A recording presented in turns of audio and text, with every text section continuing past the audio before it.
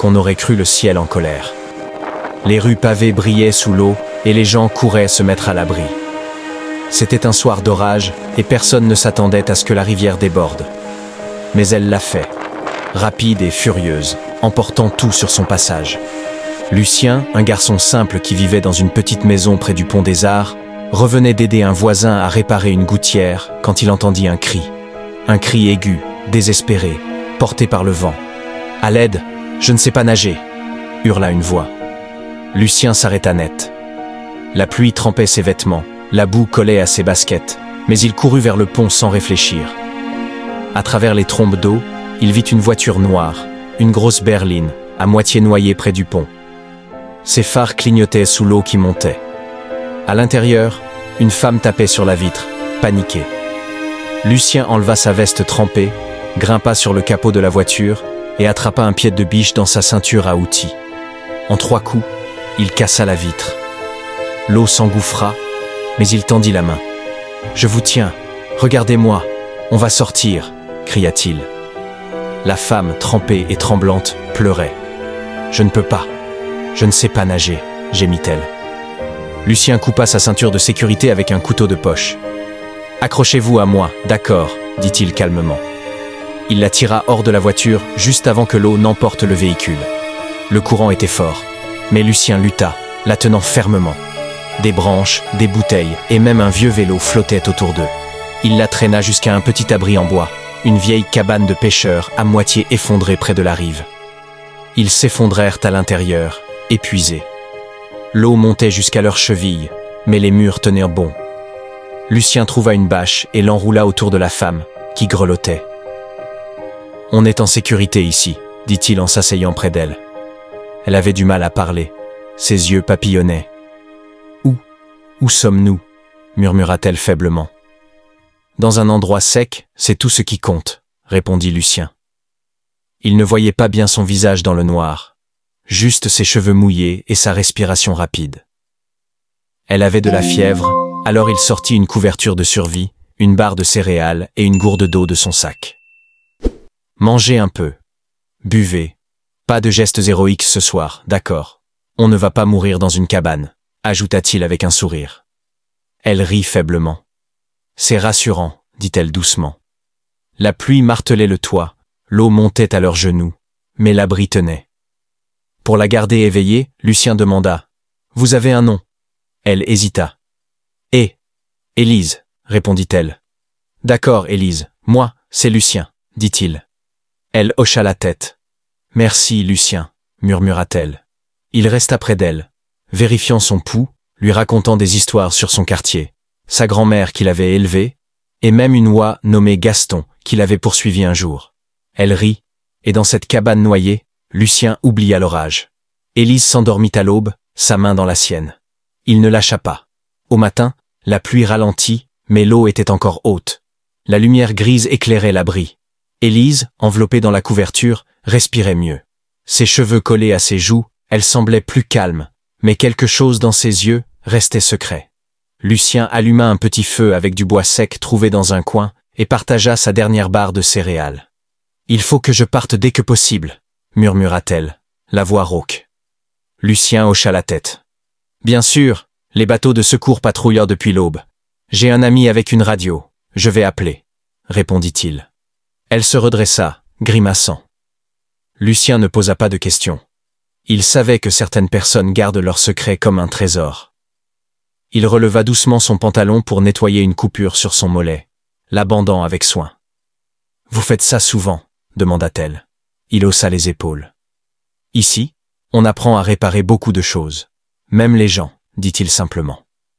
Elle sourit. Vers midi, un bateau de secours arriva. 2 hommes en gilets orange les aidèrent à sortir. Au moment de monter, Élise se tourna vers Lucien. « Tu m'as sauvé la vie », dit-elle avec émotion. Il ne sut quoi dire, juste hocher la tête. Elle glissa un petit objet dans sa main, un médaillon argenté avec un symbole étrange. « Ça fait de toi quelqu'un d'inoubliable », chuchota-t-elle. Puis le bateau s'éloigna. Elle ne se retourna pas, et ça fit mal à Lucien, plus qu'il ne l'aurait cru. 2 ans passèrent. Le quartier retrouva ses couleurs, les rues séchèrent, et la cabane devint une légende racontée par les anciens. Lucien vivait toujours dans la même maison près de la Seine, s'occupant de sa grand-mère, malade après plusieurs AVC. Il réparait des vélos et des tuyaux pour les voisins, gagnant juste assez pour les médicaments et la nourriture. Il ne parlait jamais de cette nuit, pas parce que ça faisait mal, mais parce que personne n'aurait compris à quel point elle avait changé sa vie. Un lundi matin, la bibliothèque du quartier rouvrit après une rénovation. Ce n'était qu'une petite salle avec des étagères usées, mais tout était neuf, table, peinture, climatisation. Une pancarte indiquait « Cette bibliothèque a été financée par la Fondation Viviane Morel ». Lucien, venu rendre un manuel de plomberie, n'y prêta pas attention. Mais la bibliothécaire, Madame Clara, qui le connaissait depuis toujours, l'appela. « Lucien, viens voir ça !» dit-elle avec enthousiasme. Elle lui montra un présentoir dans le coin des enfants. 5 livres neufs trônaient sur des chevalets, mais celui du centre le figea. Le garçon et la rivière. La couverture, peinte comme un rêve, montrait un garçon dans l'eau, tenant une lampe au-dessus de sa tête, une femme tendant la main vers lui. Ce garçon, c'était Lucien, ses cheveux en bataille, sa cicatrice au sourcil, son collier tressé. Il ouvrit le livre, le cœur battant. La dédicace disait « À celui qui m'a sauvé, tu n'as jamais demandé mon nom, mais tu m'as donné le tien. Je n'ai jamais oublié. V. » Monsieur Lucien s'assit, bouleversé. L'histoire, écrite pour les enfants, racontait une femme perdue dans une tempête, sauvée par un garçon courageux qui ne demandait rien en retour. À la fin, elle le cherchait partout, sans le trouver, jusqu'à écrire ce livre pour lui. Lucien ferma le livre, immobile. Viviane Morel. Ce nom ne lui disait rien, mais il savait. Le médaillon dans son portefeuille, qu'il portait toujours, prit soudain un sens nouveau. Il demanda à Madame Clara, qui est Viviane Morel. Elle sourit. Une milliardaire, elle dirige une grande entreprise de technologie, mais elle est discrète, elle aide sans faire de bruit, répondit-elle. Lucien sortit, le livre contre son cœur, le médaillon dans sa main, le nom de Viviane résonnant comme un orage lointain. Un jour de pluie, Lucien réparait une moto sous l'auvent d'une station-service quand une berline noire s'arrêta.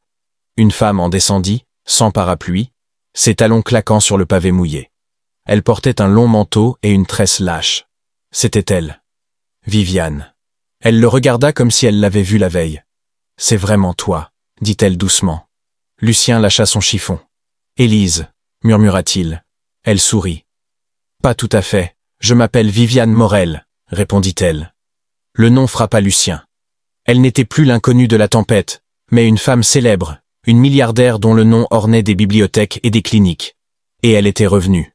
« Je ne pensais pas que tu te souviendrais de moi », dit-elle. « Comment oublier ?» répondit-il. Ils s'assirent sur un banc à l'abri, sous la pluie.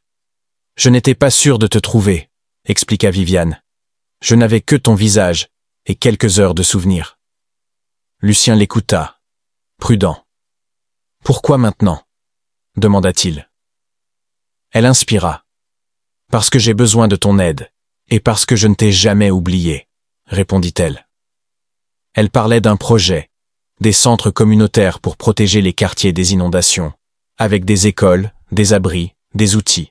« Je veux que tu diriges celui d'ici, et que tu viennes à Paris pour en construire d'autres. Tu connais ce quartier mieux que n'importe qui, » ajouta-t-elle. Lucien secoua la tête. « Je ne suis pas un expert. Je répare des motos. C'est tout, » dit-il. Elle insista. « Tu m'as sauvé avec une bâche et une barre de céréales. Tu en sais plus que tu ne crois, » répliqua-t-elle. Il détourna les yeux. « Ce quartier, ces gens, c'est ma vie, » murmura-t-il. « Je ne te demande pas de les quitter, » dit-elle doucement. « Je te demande de construire quelque chose pour qu'on ne les oublie pas. » Il la regarda vraiment. Ses yeux brûlèrent de passion, mais aussi de peur, comme si elle demandait plus que de l'aide. « Je pensais que tu étais parti pour de bon, » avoua-t-il. « J'ai cherché un signe, un nom, rien. » Viviane baissa les épaules. « Je me suis réveillé à l'hôpital, 2 jours plus tard. J'avais une commotion. Je me souvenais de ta voix, de tes mains, mais pas d'où j'étais. J'ai mis des mois à comprendre, et j'avais peur. Peur que tu ne sois pas celui que je croyais, » expliqua-t-elle. Lucien sentit une douleur s'adoucir en lui. « J'ai lu ton livre, » dit-il. Elle sourit, timidement. « C'était ma façon de te retrouver, » répondit-elle. Un silence passa. Puis Lucien murmura « Tu n'es pas celle que j'imaginais, Viviane Morel. » Elle le regarda, les yeux doux. « Toi non plus, dit-elle. » Il promit d'y réfléchir, sans faire de promesses. Elle lui donna un autre médaillon, identique au premier. « Celui-là, il a toujours été pour toi, dit-elle. Puis elle partit. Lucien ne savait plus où était sa place, mais quelque chose en lui s'éveillait. Lucien partit à Paris. Il travailla avec l'équipe de Viviane sur un projet pour aider les quartiers inondés. Ses connaissances des rives et des orages étaient lui précieuses. Il se sentait utile, jusqu'à ce qu'il trouve un dossier, un soir, dans les bureaux déserts. Un rapport sur un barrage défectueux, construit par la fondation Viviane Morel, qui avait causé des morts dans un quartier pauvre. Son nom était partout.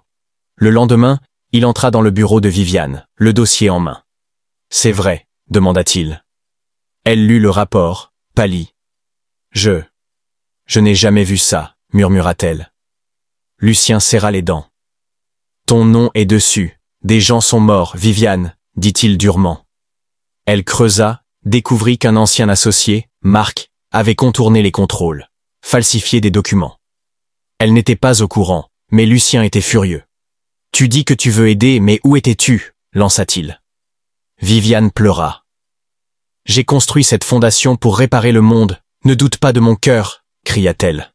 Mais Lucien secoua la tête. « Tu peux compter sans construire des tours, il suffisait de rester, dit-il. » Ces mots la brisèrent. Cette nuit-là, Lucien partit, laissant une note. « Je ne peux pas construire avec quelqu'un en qui je n'ai plus confiance, pardon. » De retour dans son quartier, Lucien retrouva sa routine. Réparer, aider sa grand-mère, regarder la Seine. Mais il était changé. Plus doux, plus calme. Il transforma une pièce de sa maison en salle de classe, apprenant aux enfants à nager, à faire des nœuds, à survivre aux inondations. Il ne parlait pas de Viviane, mais il ne l'oubliait pas. Un jour, une voiture noire revint. Viviane laissa un paquet sur son perron et partit sans un mot. C'était un carnet, rempli de son écriture. Elle y racontait tout, la nuit de l'orage, sa peur, sa recherche de Lucien. Des dessins de la cabane, de son visage, du médaillon. Elle écrivait comment elle avait construit sa fondation pour donner un sens à sa survie, comment elle cherchait ses yeux dans chaque quartier. Une phrase, seule sur une page, disait « Tu penses que je suis parti. Mais je n'étais pas vraiment là, Lucien, pas avant toi. » Lucien pleura. Il avait cru être un oublié, mais ce carnet était une preuve qu'il comptait. Le lendemain, il la trouva près de la Seine, sur un banc, regardant l'eau. Il s'assit sans parler. Enfin, il dit « Tu n'as pas écrit ça pour quelqu'un d'autre. »« Non, juste pour toi, » murmura-t-elle. « J'étais en colère, avoua-t-il. Tu ne le méritais pas. »« Non, mais tu avais peur que je ne t'aime pas vraiment, » répondit-elle. « Et moi, j'avais peur de te demander de rester. » Lucien hocha la tête. « Tu m'as dit que je comptais, mais c'est toi qui m'as fait y croire, » dit-il. Puis, doucement, « Je te pardonne. » Viviane pleura, mais pas de tristesse. « Pas parce que je suis Viviane Morel, dit-il, mais parce que tu es la femme qui a failli mourir dans mes bras et qui a quand même rendu le monde meilleur. » Ils restèrent là, deux cœurs abîmés apprenant à battre ensemble. Lucien revint changé. Il enseignait aux enfants, réparait les vélos, vivait plus lentement. Un après-midi pluvieux, Viviane était là, assise sous l'auvent, en jeans et baskets. Elle ne dit rien, juste regarda. Lucien s'assit près d'elle. « Je ne veux plus être en colère, dit-il. Je ne veux plus être quelqu'un d'autre, répondit-elle. Ils cuisinèrent ensemble, mangèrent en silence, lavèrent la vaisselle. Elle resta pour aider avec les enfants, apprenant à une petite fille à faire un nœud. « Vous êtes prof aussi ?» demanda l'enfant. Viviane sourit. « Un peu, » répondit-elle. Lucien lui tendit un thé. « Tu n'es pas obligé de rester, » dit-il. « Je sais, je suis là parce que je veux, » répondit-elle. Ils ne se firent pas de grandes promesses. Ils continuèrent, jour après jour, à enseigner, réparer, rire. 8 mois plus tard, un centre communautaire ouvrit près de la Seine. Simple, solide, avec des livres, des trousses de secours, un atelier. construit par les gens du quartier, pour eux. À l'inauguration, Lucien parla. J'ai sauvé Viviane d'une inondation. Mais elle m'a sauvé de mes doutes. J'ai cru que les petites vies n'avaient pas de grands rêves. Elle m'a prouvé que si, dit-il. Viviane ne parla pas. Elle sourit. Sa main sur son dos. Ce soir-là, près du pont des Arts, elle dit. La femme qui a conduit dans cette tempête, je ne l'aimais pas beaucoup. Elle était perdue. Lucien sortit une boîte. Dedans, un anneau en bois poli, gravé du mot « reste ». Ce n'est pas parfait, dit-il, mais ça rappelle ce qui survit aux tempêtes. Viviane tendit la main, et il glissa l'anneau à son doigt. Ils restèrent là, main dans la main, pendant que les enfants riaient au loin. Ce n'était pas un conte de fées. C'était vrai, une femme perdue, un homme qui donnait tout, un pont où l'amour avait choisi de rester. Parfois, l'amour arrive trempé, abîmé, et demande doucement « Puis-je rester ?» Et parfois, il reste.